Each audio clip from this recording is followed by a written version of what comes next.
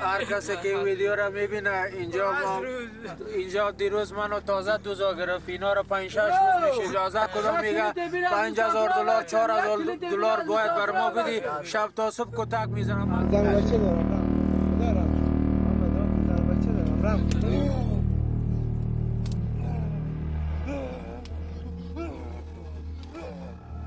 قاشنمو دزدا کره میگیره او را اذیت میکنه، لط میکنه، میزنشه تا که پول واصل شه. به گفته خودشان می کار ما همی است.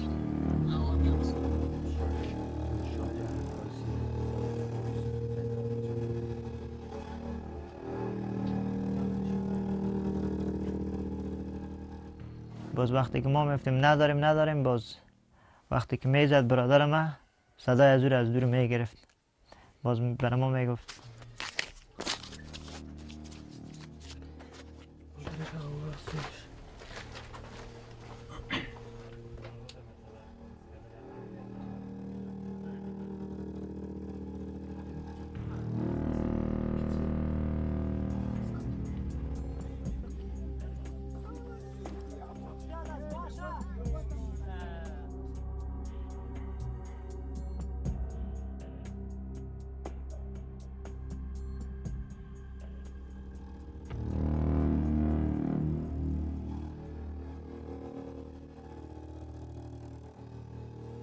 بله اون شب خود پلیسا که ما رو تو دشت ول کردن رفتن دیگه، بعدش دوزا اومدن دیگه. من فکر نمیکردم زنده باشم به خاطر جایی بود همش وحشتناک.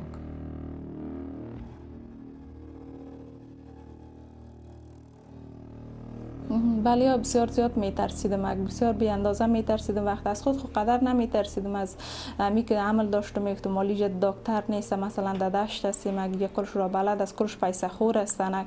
یگانه ترس که درا داشتیم از اینمی بود چرا که قصای بد کرده بودن، حتی سر بچه‌ها تجاوز کرده بودن.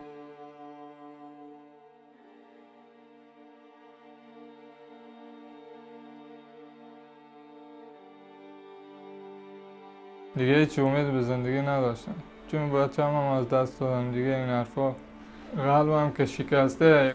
اما این بار اصلا تسلیم نمیشم، مادر میشم، قوی میباشم.